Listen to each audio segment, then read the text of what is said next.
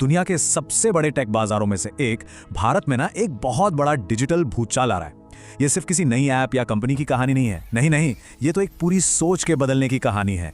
एक ऐसी कहानी जो तमिलनाडु के एक छोटे से गांव से शुरू होती है और सीधे ग्लोबल टेक दिग्गजों को चुनौती दे रही है। चलिए इस क्रांति की जड़ों को जरा खोद कर देखते हैं। तो ये सब शुरू हुआ इस एक ट्वीट से। भारत के गृह मंत्री अमित शाह एकदम सीधे सीधे, मतलब कोई लाग लपेट नहीं, अनाउंस करते हैं कि भाई वो अब एक ग्लोबल टेक कंपनी को छोड़कर ज़ोहो मेल पर आ गए हैं। ये जो एकदम बेबाक अंदाज था ना, इसने कुछ लोगों को डोनाल्ड ट्रंप की याद दिला दी। और ये कोई अकेला कदम नहीं था, इसने तो भारत के पूरे टेक जगत में एक जबरदस्त बहस छेड़ दी।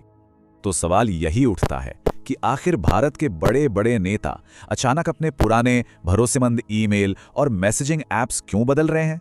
क्या ये सिर्फ एक पर्सनल चॉइस है या फिर पर्दे के पीछे कोई बहुत बड़ी स्ट्रैटेजी चल रही है?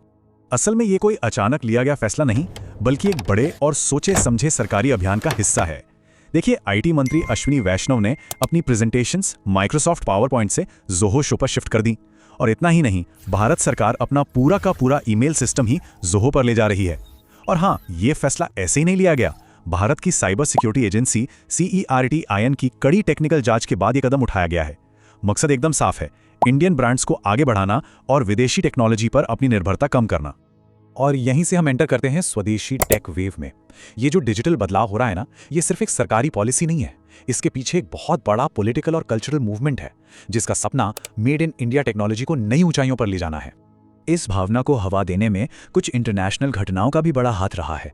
डोनाल्ड ट्रंप की America first policies, H-1B visa को लेकर बढ़ता हुआ तनाव, जो इंडियन टेक प्रोफेशनल्स के लिए अमेरिका में काम करने का एक बड़ा जरिया है। और तो और ट्रंप के सलाहकारों के बयान, जैसे पीटर नवारो का ये सवाल उठाना कि अमेरिकी सोशल मीडिया पर इतने सारे इंडियंस क्यों हैं। इन सब चीज़ों ने मिलकर भारत में तकनीकी आत्मनिर्भरता की आग तो और भड़का दिया है। और इस पूरे आंदोलन के सेंटर में है ज़ोहो के फाउंडर श्रीधर वेम्बू। उनका ये बयान अपने आप में बहुत कुछ कहता है। वो सिर्फ एक CEO नहीं है, वो तो H-1B वीज़ा पर अमेरिका में काम कर रहे टैलेंटेड इंडियंस को घर वापस आने का बुलावा दे रहे हैं। वो इस स्वदेशी टेक लहर का एक बहुत बड़ा चेहरा बनकर उभरे हैं। तो आखिर ये ज़ोहो है क्या?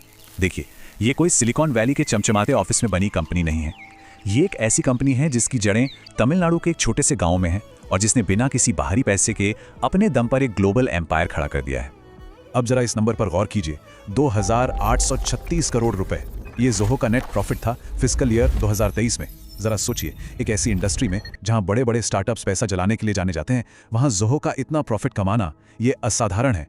ये उनके बिजनेस मॉडल के सक्सेस का सबसे बड़ा सबूत है। ज़ोहो का बिजनेस मॉडल सिलिकॉन वैली के तेजी से बढ़ो पैसा जलाओ वाले फॉर्मूले के एकदम उलट है। ये 100% बूटस्ट्रैप्ड है, मतलब कोई बाहरी इन्वेस्टर नहीं, कोई वेंचर कैपिटल का दबाव नहीं।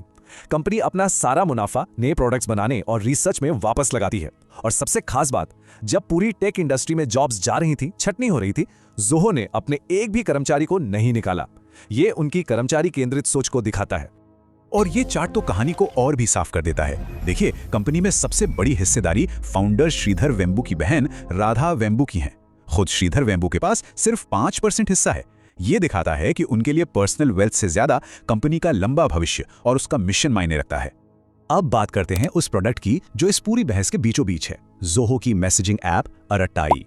ये व्हाट्सएप जैसे ग्लोबल किंग को सीधी टक्कर देने के इरादे से मैदान में उतरी है और लोगों ने इसे हाथों हाथ लिया। जैसे ही सरकारी सपोर्ट की खबर आई, इसके डेली साइनअप्स में, मतलब आप सोचिए, 100 गुना का उछाल आया। लगभग 3000 से बढ़कर सीधे 3.5 लाख हर दिन। रातों रात इसने भारत के ऐप स्टोर चार्ट्स पर टॉप की जगह बना ली। और फीचर्स के मामले में भी अट्टाई कुछ अलग कर रही है। इसमें आप सीधे मीटिंग शेड्यूल और रिकॉर्ड कर सकते हैं, जो व्हाट्सएप में नहीं है। एक पॉकेट फीचर है जहां आप अपने पर्सनल नोट्स और फाइलें रख सकते हैं। इसे एंड्रॉयड टीवी समेत 5 डिवाइसेस पर एक साथ चला सकते हैं। और सबसे बड़ी बात, इसका सारा डेटा इंडिया में ही स्टोर होता है, जो डेटा सिक्योरिटी के लिहाज से एक बहुत बड़ा प्लस पॉइंट है। लेकिन फीचर्स से भी ज्यादा एक और चीज बहुत जरूरी है, और वो है सिक्योरिटी, खासकर एंड टू एंड एन्क्रिप्शन या E2E। इसका सीधा सा मतलब ये है कि मैसेज भेजने वाले और पाने वाले के अलावा कोई तीसरा, यहां तक कि खुद कंपनी भी उन मैसेजेस को नहीं पढ़ सकता। और यहीं पर अरट्टाई और व्हाट्सएप के बीच एक बहुत बड़ा और जरूरी फर्क है। व्हाट्सएप पर आपकी हर चीज, चैट्स, कॉल्स, मीडिया, सब कुछ शुरू से ही एंड टू एंड एन्क्रिप्टेड होता है। लेकिन अरट्टाई में अभी सिर्फ वॉइस और वीडियो कॉल्स ही एन्क्रिप्टेड हैं। कंपनी ने वादा तो किया है कि टेक्स्ट चैट्स के लिए भी एन्क्रिप्शन जल्दी आएगा, पर अभी के लिए ये एक बड़ा सिक्योरिटी गैप है जो लोगों का भरोसा जीतने में एक रुकावट बन सकता है। तो इस स्वदेशी ऐप के लिए आगे की राह कैसी होने वाली है? भारत के ऐप्स की इस लड़ाई में कौन सी चुनौतियां सामने खड़ी हैं? देखिए, अरट्टाई की राह आसान नहीं है।